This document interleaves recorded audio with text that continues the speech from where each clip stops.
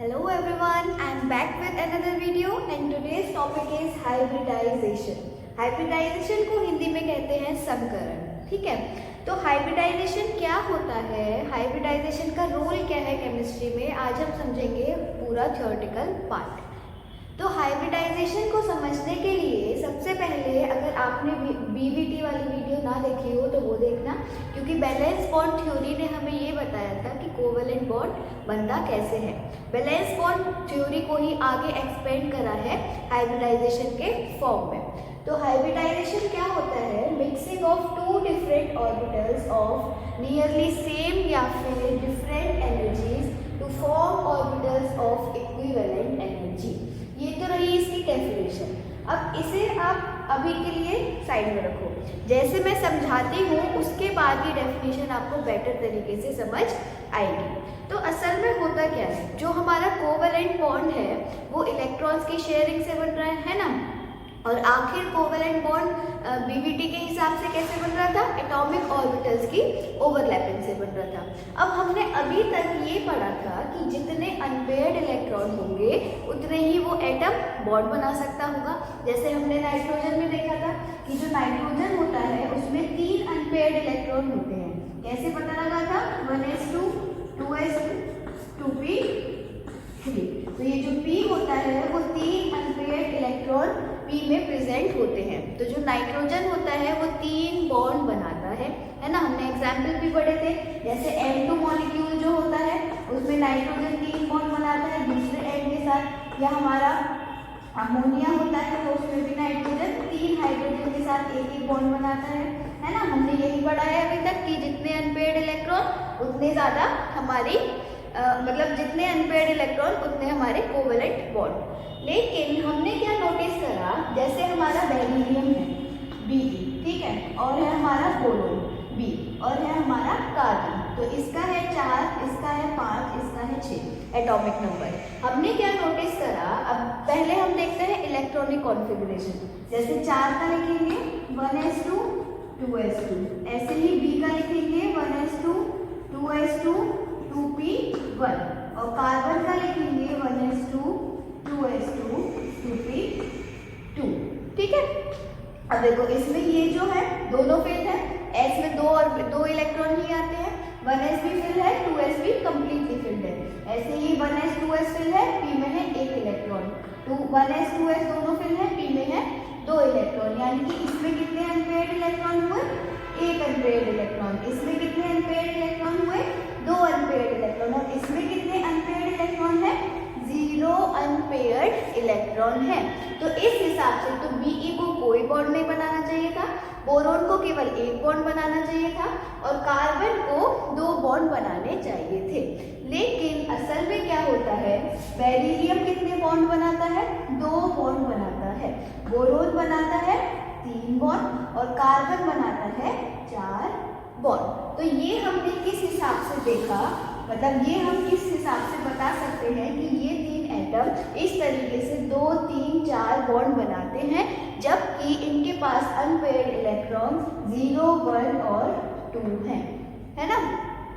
तो अब होता क्या है, असल में ये जो इलेक्ट्रॉन्स हमें इसमें दिख रहे हैं वो एनर्जी गेन करके अपनी ग्राउंड स्टेट से एक्साइटेड स्टेट पर पहुंच जाते हैं। कैसे, जैसे मान लो Be की ग्राउंड स्टेट में 1s2 2s2 है ना। तो जब मैं इसकी एक्साइटेड स्टेट लिखूंगी, ये है Be, इसकी ग्राउंड स्टेट में 1s2 2s2 है। जब मैं इसकी एक्साइटेड स्टेट लिखूंगी तो क्या होगा, 1s2 तो इनर शेल है, 1s2 ऐसे ही रहेगी। ये जो 2s2 है, 2s में जो ये 2 इलेक्ट्रॉन हैं उनमें से 1 इलेक्ट्रॉन चला जाएगा 2p में। तो क्या हो जाएगा, एक 2s का इलेक्ट्रॉन और एक 2p का इलेक्ट्रॉन। तो इसमें हो गए 2 अनपेयर्ड इलेक्ट्रॉन एक्साइटेड स्टेट में, इसलिए Be हमारा 2 बॉन्ड बना सकता है। कैसे, कोवेलेंट बॉन्ड बना सकता है 2। ऐसे ही सेम बोरोन का देखूं अगर मैं, तो जो बोरोन होता है उसमें भी ये जो हमारा 2s2 में 2 इलेक्ट्रॉन है वो कूदकर p की एक ऑर्बिटल में चला जाता है। तो पहले 2s2 में 2 है, अब कितने रह जाएंगे, एक्साइटेड स्टेट देख रहे हैं हम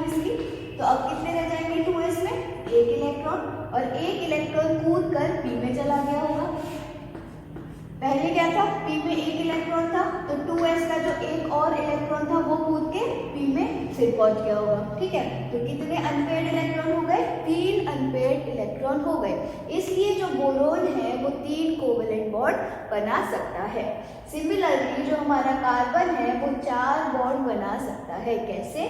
ये जो इसमें 2s में 2 इलेक्ट्रॉन है उनमें से एक इलेक्ट्रॉन p में जंप कर जाएगा। तो C की अगर हम एक्साइटेड स्टेट देखेंगे तो जो हमारे 2s में 2 इलेक्ट्रॉन थे उनमें से एक तो यहीं रहेगा और एक यहाँ पर पहुँच जाएगा, क्योंकि 2 तो p में ऑलरेडी है। p में ऑलरेडी 2 इलेक्ट्रॉन तो है, ये वाली खाली होगी तो s वाला इलेक्ट्रॉन कहाँ जाएगा? इसमें जाएगा। अब जितने अनपेयर्ड इलेक्ट्रॉन उतने ही ज़्यादा बॉन्ड, है ना। तो इसमें हो गए 4 अनपेयर्ड इलेक्ट्रॉन। तो कार्बन हमारे कितने कोवेलेंट बॉन्ड बना सकता है? 4 बॉन्ड बना सकता है। अब बात ये आती है, मेरे वर्ड्स पर ध्यान देना, अब बात ये आती है कि जैसे जब ये बॉन्ड बनाएगा तो ये है S और ये है हमारी P, दोनों की अलग अलग एनर्जी है, S की एनर्जी अलग, P की एनर्जी अलग। होता क्या है कि मतलब अगर हमारे मन में क्वेश्चन आ सकता है कि S और P दोनों अलग अलग ऑर्बिटल है जिससे बॉन्ड बन रहा है, तो जो कंपाउंड है उसमें जो बॉन्ड है वो अलग अलग होने चाहिए, उनकी एनर्जी अलग होनी चाहिए, है ना। कहने का मतलब है जैसे बेरिलियम है, कितने बॉन्ड बना सकता है? 2। मान लो ये हमारा मॉलिक्यूल है BeCl, तो कितने बॉन्ड बना सकता है? 2। तो अगर हम कह रहे हैं कि Be में एक S में है इलेक्ट्रॉन, एक P में है इलेक्ट्रॉन, तो इनकी एनर्जी अलग होनी चाहिए, है ना। मतलब बॉन्ड भी दोनों डिफरेंट होने चाहिए, क्योंकि एक S के इलेक्ट्रॉन से बन रहा है, एक P के इलेक्ट्रॉन से बन रहा है। लेकिन जब एक्सपेरिमेंट किया गया तो पता लगा कि बेरिलियम के ये जो दोनों बॉन्ड क्लोरीन के साथ हैं वो कैसे हैं? बिल्कुल सेम है, इक्विवेलेंट हैं, सेम है, इक्विवेलेंट है। तो ये इससे हमें समझ आया कि जब इसके दोनों बॉन्ड इक्विवेलेंट हैं, यानी कि ऐसा कुछ हो रहा होगा, ऐसी कोई घटना घट रही होगी कि सब मतलब जो ऑर्बिटल्स हैं वो ऐसा कुछ कर रही होंगी कि जो एनर्जी है वो सेम हो जाए। तो हम कह सकते हैं कि बेरिलियम में जो S और P ऑर्बिटल्स थी, एटॉमिक ऑर्बिटल्स S और P थी बेरिलियम में, वो इस तरीके से एक दूसरे के साथ एनर्जी का रीडिस्ट्रीब्यूशन कर रही होंगी, या बिल्कुल सिंपल कहो, ठीक है, इतने टफ वर्ड्स नहीं लेते हैं, ऐसे कहते हैं कि एटॉमिक ऑर्बिटल्स एक ही एटम की, ठीक है, सेम एटम की, हम यहाँ पे भी Be की देख रहे हैं, दोनों ऑर्बिटल है ना, तो एक ही एटम की एटॉमिक ऑर्बिटल्स जिनकी एनर्जी डिफरेंट है वो आपस में इस तरीके से मिक्स हो रही हैं कि जो नई ऑर्बिटल बनी उनकी एनर्जी इक्विवेलेंट होगी। कैसी होगी? इक्विवेलेंट होगी। तो बेरिलियम का ही केस लें तो बेरिलियम की S और बेरिलियम की P ऑर्बिटल इस तरीके से मिली, S और P ऑर्बिटल इस तरीके से मिली कि जो भी हाइब्रिड sp ऑर्बिटल बनी, जो भी मिक्स होकर ऑर्बिटल बनी, वो एनर्जी इक्विवेलेंट होगी, उनकी एनर्जी इक्विवेलेंट होगी। अब यहाँ आपको ध्यान ये रखना है, जैसे एक S और एक P ऑर्बिटल आपस में मिल रही हैं तो मिलकर वो 2 ही बनाएंगी। ये नहीं है कि जैसे आप समझ लो कि A प्लस B मिलकर केवल एक A भी बना देगा, ऐसे नहीं होगा। क्या? जितनी ऑर्बिटल एटॉमिक ऑर्बिटल पार्ट ले रही होंगी उतनी ही हाइब्रिड ऑर्बिटल बनेंगी। तो अगर एक S और एक P मिल रही है तो हमारी 2 sp की ऑर्बिटल्स बनेंगी। अब ये जो मिक्स होने के बाद हमारी ऑर्बिटल बनती हैं, इन्हें हम कहते हैं हाइब्रिड ऑर्बिटल्स। क्या कहते हैं? Hybrid orbitals. Hybrid orbitals. तो एटॉमिक ऑर्बिटल्स इस तरीके से आपस में मिक्स होती हैं कि जो रिजल्ट वाली ऑर्बिटल्स हैं, जो ऑर्बिटल्स हमारी बनी, उनकी एनर्जी इक्विवेलेंट होगी। तो यही हमारी डेफिनेशन भी बताना चाह रही है कि mixing of 2 different orbitals of nearly same और different energies to form orbitals of equivalent energy. और इसी पूरे प्रोसेस को, फेनोमेनन को हम कहते हैं हाइब्रिडाइजेशन या फिर संकरण। अब देखो इसके कुछ होते हैं रूल्स। रूल्स किस तरीके से होते हैं कि सबसे पहला रूल लिखा हुआ है ऑर्बिटल्स ऑफ सेम एटम। जो ऑर्बिटल्स आपस में मिक्स होंगी वो सेम एटम की होती हैं। तो ये है हमारा पहला रूल। उसके बाद इनकी जो एनर्जी होती है, जो एटॉमिक ऑर्बिटल्स आपस में मिलेंगी, मिक्स होंगी, उनकी जो एनर्जी होती है वो डिफरेंट होती है, या ये कह सकते हैं कि नियरली सेम होती है, बिल्कुल सेम नहीं होती है ना, नियरली सेम होती है। उसके बाद इनकी मिक्सिंग से जो ऑर्बिटल्स बनती हैं वो होती है हमारी हाइब्रिड ऑर्बिटल्स। सबसे इम्पॉर्टेंट पॉइंट है इसमें ये वाला कि जो हमारी नंबर ऑफ हाइब्रिड ऑर्बिटल्स होती हैं वो किसके बराबर होती है, वो उन एटॉमिक ऑर्बिटल्स के नंबर के बराबर होती है जो हाइब्रिडाइजेशन में पार्ट ले रही होती हैं। उसके बाद हाइब्रिडाइजेशन से हमें पता क्या चला, हाइब्रिडाइजेशन हमें ये बताता है कि कोई भी मॉलिक्यूल की शेप क्या है, ज्योमेट्री क्या है। तो अगर हमें कोई भी इनऑर्गेनिक मॉलिक्यूल दिया है तो हम उसकी ज्योमेट्री या शेप या फिर बॉन्ड एंगल किसके ज़रिए बता सकते हैं, हम बता सकते हैं हाइब्रिडाइजेशन के ज़रिए।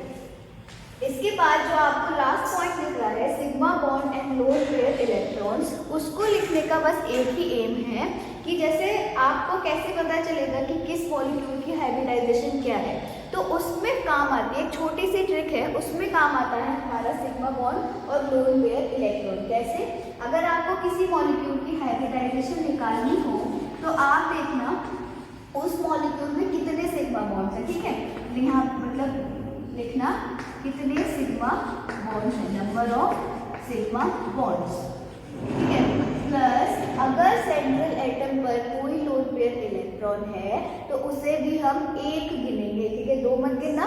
जैसे हम लोन पेयर इलेक्ट्रॉन की बात कर रहे हैं तो दो इलेक्ट्रॉन हुए, नहीं, हम उसे केवल एक गिनेंगे, ठीक है, एक लोन पेयर इलेक्ट्रॉन एक पेयर को, एक जोड़े को एक गिनेंगे, तो उसमें ऐड करेंगे हम लोन पेयर इलेक्ट्रॉन की संख्या। इससे क्या होता है कि जो भी हमारा नंबर आता है वो नंबर हम वेस्पर थ्योरी के हिसाब से देख सकते हैं कि कौन सी हाइब्रिडाइजेशन उसकी होगी। अगर वेस्पर थ्योरी आपने नहीं पढ़ी है तो मैं लिंक दे दूंगी, मैंने उस पर पहले ही वीडियो बनाया था। तो ये था हमारा हाइब्रिडाइजेशन का थ्योरेटिकल कॉन्सेप्ट। अब आगे वाली वीडियो में हम हाइब्रिडाइजेशन कितने टाइप की होती है उसके बारे में पढ़ेंगे। जैसे हम sp और हाइब्रिडाइजेशन sp2, sp3, sp3d2 सब हर तरीके की हाइब्रिडाइजेशन को एक्सप्लेन करके पढ़ेंगे। एक एक मॉलिक्यूल के स्ट्रक्चर से हम सारी हाइब्रिडाइजेशन के टाइप समझेंगे। तो ये था आज का संकरण का टॉपिक, यानी कि हाइब्रिडाइजेशन, किस तरीके से हाइब्रिडाइजेशन होता है या हाइब्रिडाइजेशन हम कहते किसे हैं और क्या क्या इसके मेन रूल्स होते हैं और कैसे हमें पता चला कि ऑर्बिटल्स आखिरकार हाइब्रिडाइजेशन कर रही हैं। आई होप आपको वीडियो समझ आया होगा। आपको कोई भी क्वेश्चन हो तो आप कमेंट सेक्शन में पूछ सकते हैं। That's all for today, thank you so much.